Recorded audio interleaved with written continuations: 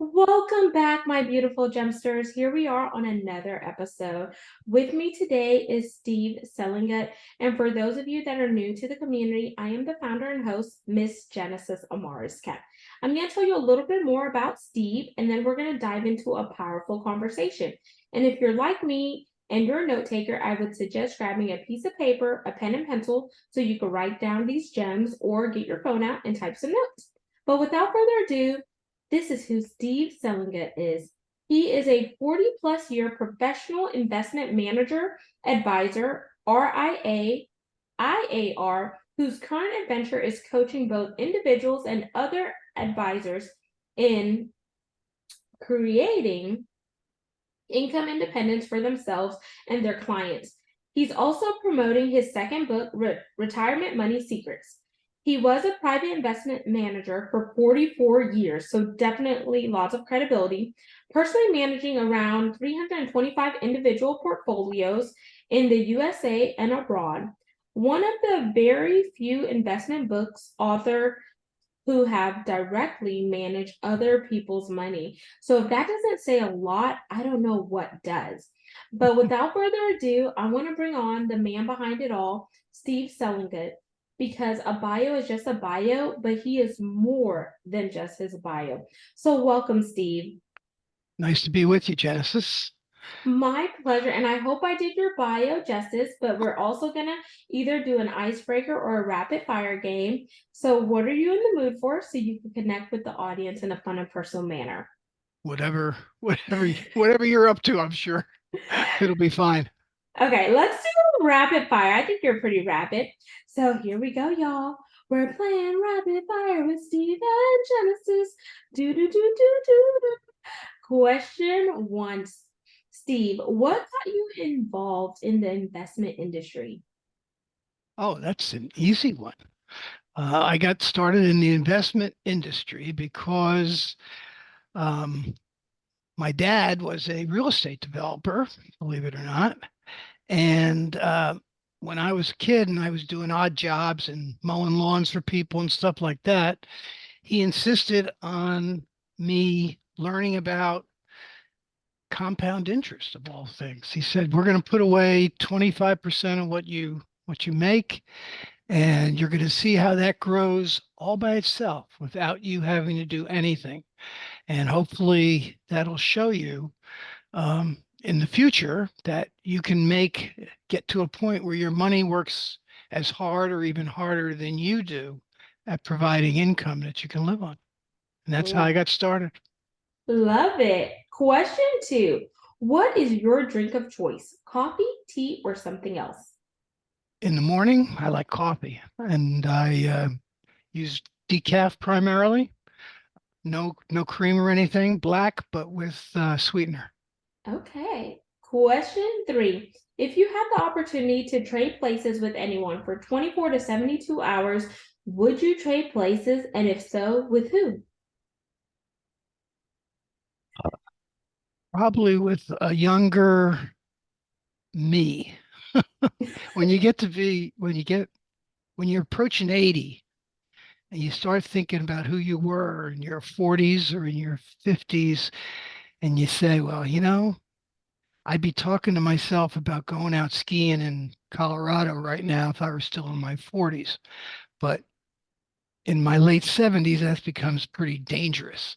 Mm, So, I've got to admit, I never had any real heroes that I wanted to be, especially like, I mean, I never thought that I could be the same as an athlete, for example. I never had one of those things that I'm gonna be like that football player or that baseball player. I mean, I competed in sports, but I knew my limitations. So mm, I really at the age where I'm looking backwards more okay. now and said, if only we could do that again, Sandy, if we could go skiing again this year, that type of Oh, I like that. Question four. What is your favorite color? thing. Strawberry blonde hair. Okay. Question five. What is your favorite movie? My favorite movie of all time probably was Gone with the Wind. Okay. Question six. What is your current happy place?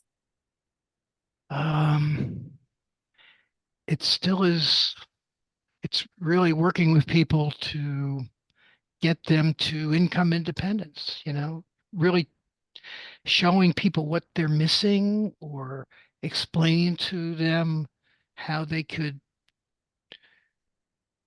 um, not worry about budgets and things like Mhm. that, just from the assets they've already accumulated, but which have always been focused on growth in market value instead of the income that it could generate. Okay. That's my shtick. That's what I want to do. Okay, I like that. So definitely people centric and helping them, really tap into that financial freedom. Question 7. What? Oh, wait, you want to say something? No, no, I Okay. just don't know what to Question expect there. 7. What is your favorite cuisine? My favorite cuisine. I really recently got really fell in love with Moroccan Mm, food. I was there year year year before last, and the spices and everything that was in the food was really really exciting. I mean, I like Italian food, but it doesn't have the variety and some things like just explode in your mouth, these spices that they use. And I wouldn't really even be able to identify them. That's my wife could tell you. I just said, wow, that's great. You know, what an adventure that was. that is awesome. And I love spices, especially being South American and West Indian. We're all about spices in my house. Question 8. What is your favorite vacation spot? I've been to so many places on vacations. I mean, I'm going to Portugal in 2 weeks. Uh, they all have their own greatnesses, but I think if I had to pick a place again that I definitely want to go back before I can't anymore would be Australia, New Zealand. Okay. Ooh, okay. That's When I travel there, I'm gonna have to get some pointers from you. okay. Cool. Question 9. What was your favorite candy as a kid or now? Chocolate, anything chocolate, especially the dark chocolate. Mm. Okay. And then question 10. It is the pass or play question. And here are the rules. If you pass, our roles are reversed and you can ask me any question. If you play, I ask one last question to wrap up rapid fire. So are you passing or playing? Um, I think I'll play. What the hell? I mean, Okay. okay. It's so So much fun. here we are. We're in the casino. You just hit it big. However, when you go to cash in your chips, they tell you, Steve, you have to donate to a charity today. What charity are you donating to? Probably to the women's breast cancer charity. Okay. And there you have it. That concludes Rapid Fire with Genesis. Gemsters, I hope you learned a little bit more about Steve in a fun and personal manner. Don't go stalk him. Now we're going to zoom into the content, which is what Steve does on a daily basis to help those live life financially free and really optimize their money to let their money work for them. So, Steve, I know you have this amazing book out, Retirement Money Secrets. And you know what? Some people, they feel like, hey, I may not be able to enjoy my retirement. So I want to spend the money while I can, while I'm in good health. But what is your spin being one, your age, and growing through life and helping so many people? Hmm. Well, I think the focus should be, yeah, to enjoy life. Absolutely. I mean, I've traveled the world. I have only about three more places that I need to go to get everything done and then do repeats. And the thing that the thing that most people don't appreciate is a little bit of what we said before, that they can get their money to work harder for them if they focus more on the interest it generates, the income it generates, than the change in market value. I mean, even young people like you have experienced uh, 2022, which is a pretty much down year. 2020, when the COVID crash that we had for 2 months. You may have been in the investment arena in 2008 when they had what they called the Great Recession, when the Hmm. banking industry really got over. They went a little too deep into these really ridiculous securities and they got in trouble for it. So you experience things like that. And each time, I mean, I hear people saying, um, how did you get back to where you are after you lost everything in Mm. 2008? Well, I didn't lose a thing in 2008. And if you design a portfolio um, that's quality, diversification, generating income, and you remember to take your profits when you can, you're going to always have that same capital working for you, regardless what's going on around you. Sure, you might have a situation where you might get hurt a little bit in something, but if you've got it all set up properly, like I explained in the book, I mean the whole first half of the book is devoted to risk minimization. Yeah. What you want to be able to do is safely put your money away where it can earn income, but not in a speculative manner, like gambling on what the price of gold or Bitcoin is going to be when you need it to be high, when Mm. you need to pay for your kids' educations, Oh yeah. when you have a family emergency, when you have this or that going on. So what I did because of I was fortunate that I was able to, frankly, but because I had put away money, by the time I was 25, my father and his lawyer had invested all that what I had given them and what I didn't spend on an Ivy League education. I went to a regular old-fashioned school that wasn't like that because Gettysburg had a great wrestling team and I wanted to try that.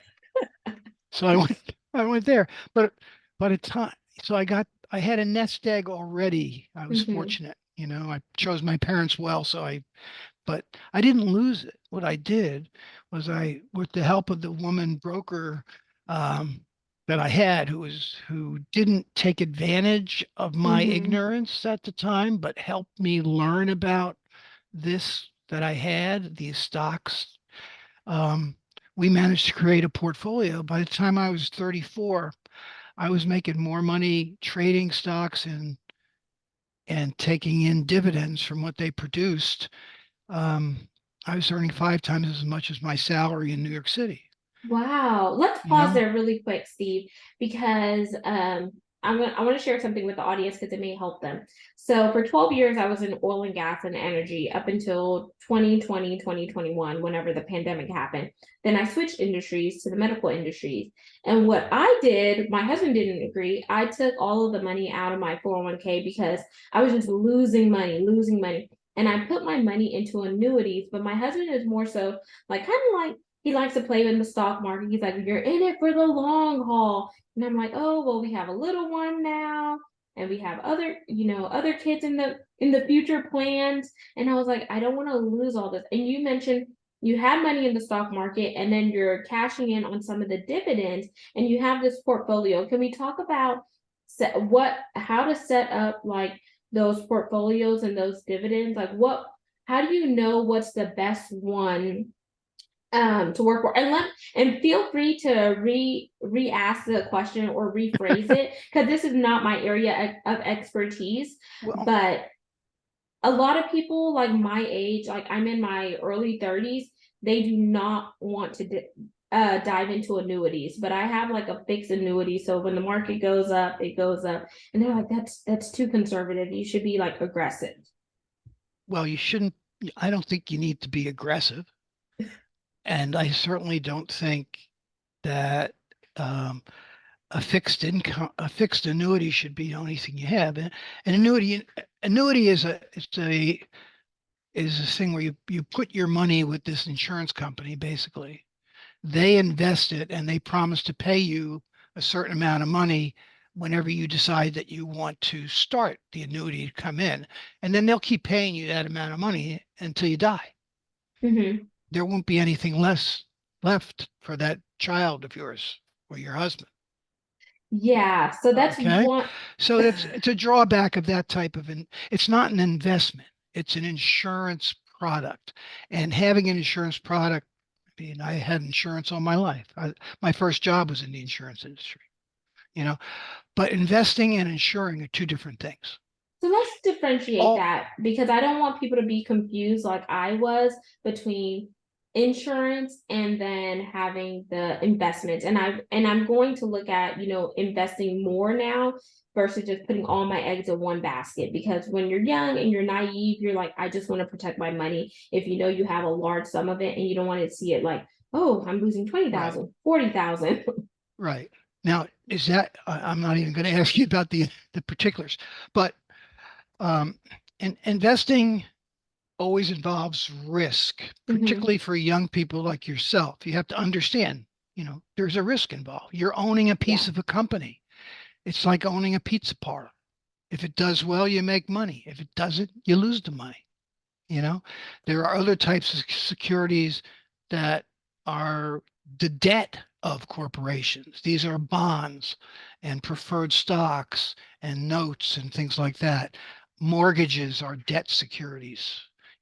They're less risky than stocks because in the event of a disaster like the Great Recession, when businesses go under, the debt the people who own their debt securities have a chance of getting some money back. The people who have stocks, the stock of the corporations get nothing, zero. You know, so you mitigate or minimize the risk by doing four things: by determining the quality of the security you're buying, which I can't go into all the details of it, but Yeah. you know, is it an established company? Is it profitable? For example, Okay. you diversify.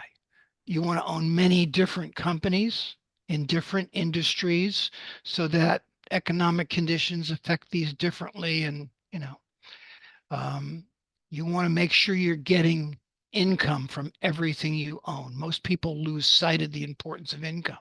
It's the most important thing of all. It if nothing else, it indicates that the company is making enough money to pay you a dividend. Okay, which means it's making money, right? So Yes. otherwise, it couldn't do that. So that's the kind of one you want. And the final thing, and which most people lose sight of, and it doesn't matter how old you are, Mhm. very few people are comfortable with taking profits because they always think they've hit the jackpot and this thing is going to go up forever and ever, and they can have all their money in it and they feel safe. For me, that's where all this hair went from pulling my hair out when I hear people tell that story. So I take profits. I set targets, just like you would if you were doing anything else, like how many reps I'm going to do today, you know Okay. stuff like that. You have a target for when you're going to take that profit. I have a minimum of the amount of income I'm going to make on every security. But there's one thing that I would encourage people your age to think about, and that getting started is the most critical point. I mean, when I started IRAs, for example, people we were starting with $1,500, which now they're doing what, 8,000 a year can I go into an IRA, something like that. I think so. Don't quote me on Yeah. it. Yeah, I'm not, I Yeah. don't know for sure either, but I would get new clients who had been investing in their IRA for 4 years, and when they come to me, they've got $1,750 in there. What happened to the other 40, whatever, because they took too much risk with their initial investments. When you're Mm, small, you should be as safe as you possibly can, be income focused. And mhm. when you're very, very wealthy, at that point, real wealth means you don't have to take any risks at all. Mm. And let's Okay. talk about that because you said real wealth means you don't have to take any risk at all. But for those who are trying to establish a real wealth and really have the goal of income independence that you talk about, how can you help them change their mindset and perspectives to focus on the goal of income independence? Okay. That's really, really easy to do. And I think I've done it fairly well in that retirement money secrets. But what you want to do is you want to be able to participate in the economy, in what's going on in the economy, the growth overall of the economy, of the world economy. All right. But you got a limited number of assets, and you don't want to have to just try to pick which one's going to be your winner, is going to be help.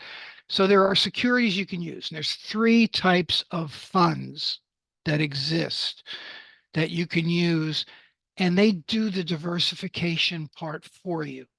Some of them do the income part, but not as well as others. Okay.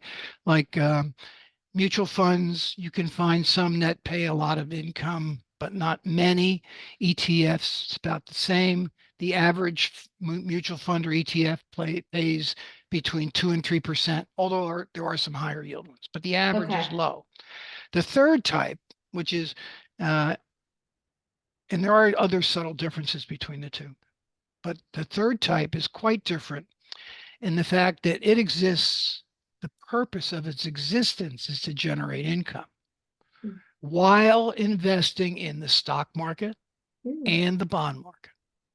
So that sounds pretty much, whoa, how come I haven't heard of this? Well, it's actually the oldest of all types of funds. And it's called a closed-end fund.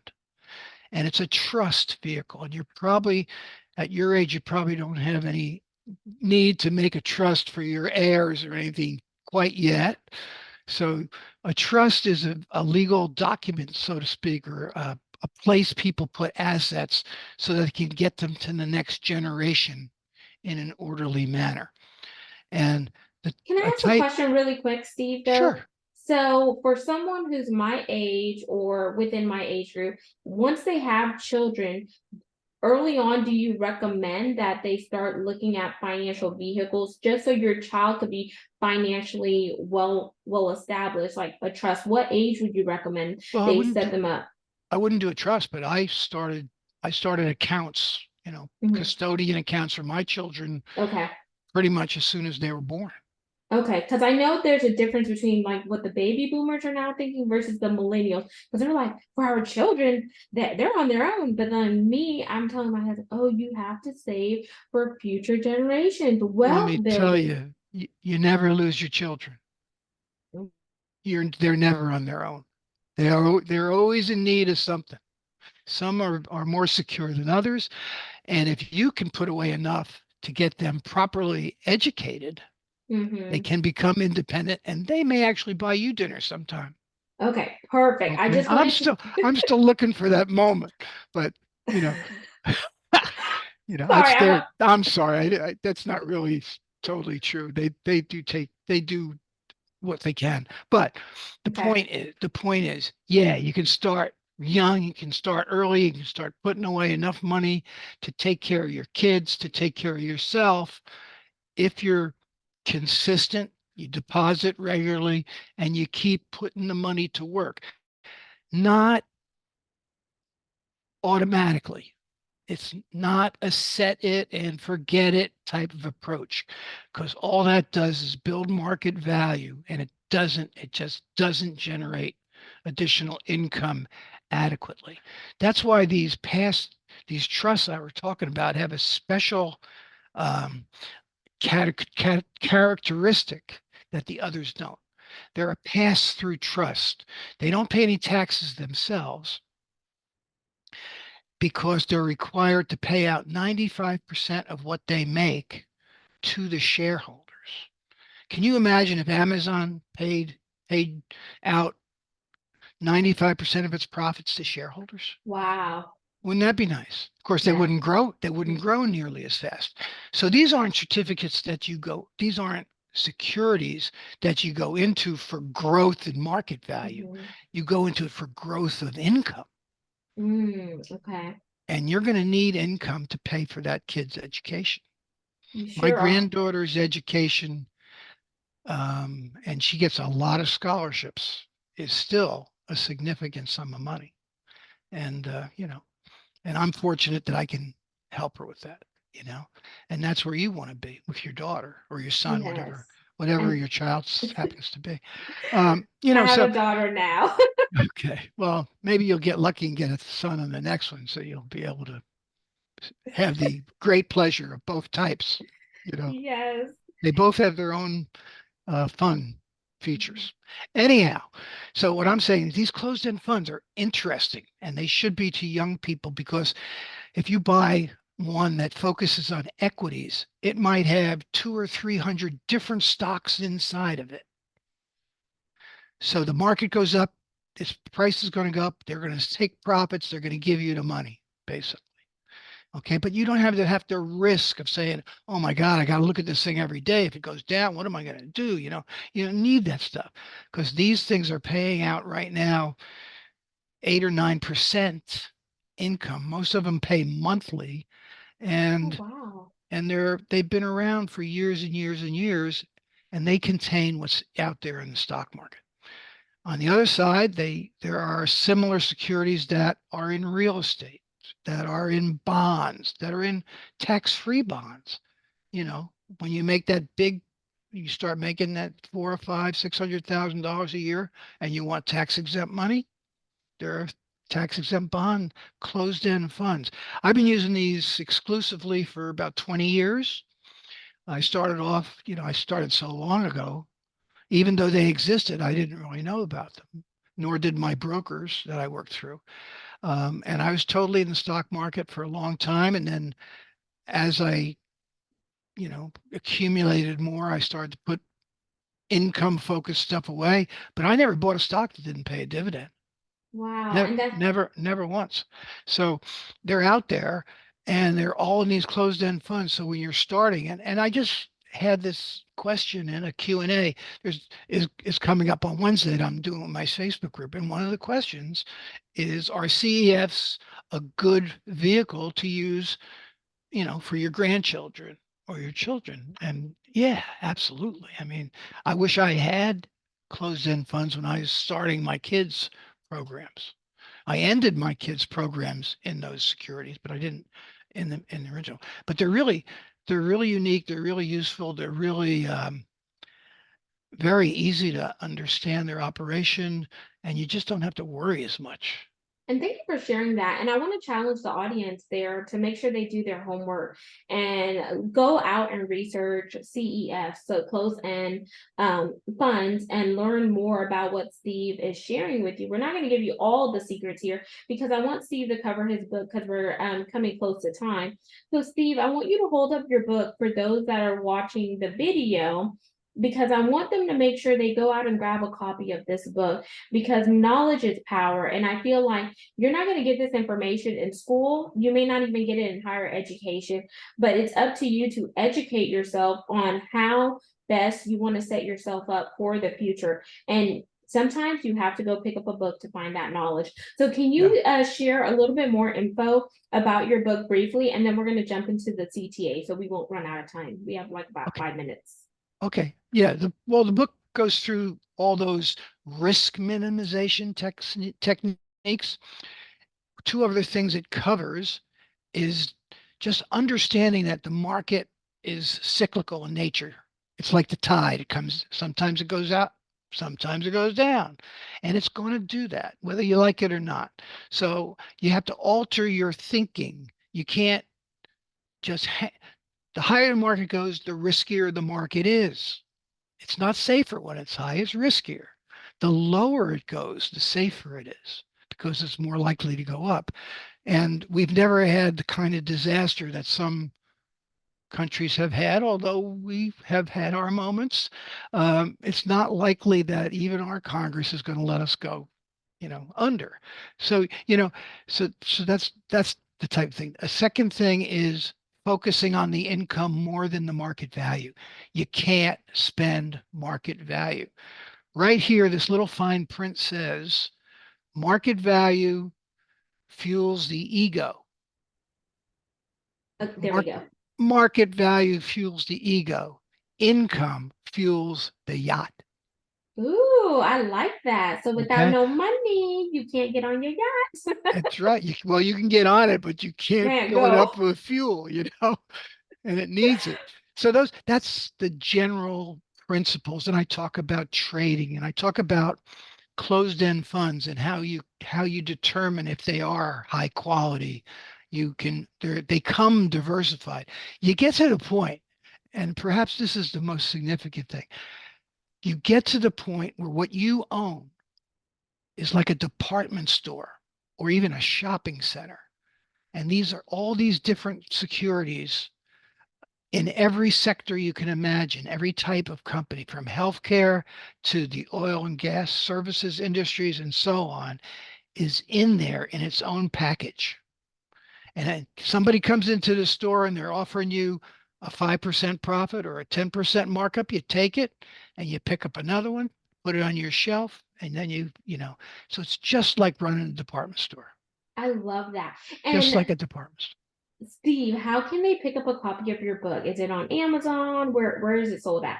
Amazon is the primary Okay. place for it. It does not come in an audio book because it's a conversation between myself and some people we met on a river cruise on Oh, how to their problems and how I help them solve them. And it's got lots of charts and illustrations of things. So it really didn't lend itself to the audiobook, although people are trying to convince me to do that. So any place, Amazon and any other major book place or ebook place will have it.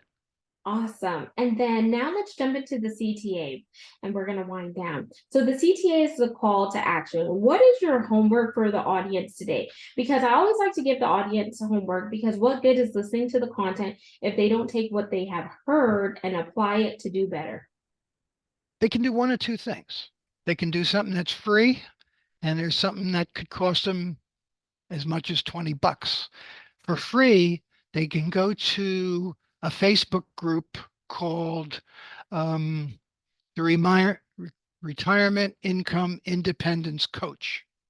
Okay, that's a Facebook group, and you have people, just it's not my sales place. It's where people talk about closed-end funds and how they fund their retirement.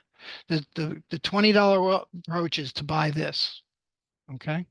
And this will lead you to that same Facebook group and to my income coach website as well.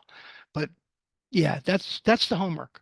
Check out Awesome. check out closed-end funds, buy the book, get yourself started on an income portfolio. I love it. So, y'all, you got all of that information, and I'm going to make sure all of Steve's contact information is in the show notes. So, there's no excuse for you not to get a hold of him. And, Steve, are you on any social media platforms? Facebook, Okay. So, I will share his Facebook and Facebook. LinkedIn. Okay. And my sign out, y'all, is to make sure you take hold of your assets now so you could make sure you have some for the future. Be mindful of what you have and don't go spend it all in one place. And until next time, I want to encourage you to subscribe to the podcast and make sure you share this segment with a family member and friend. Until the next time, have an amazing one.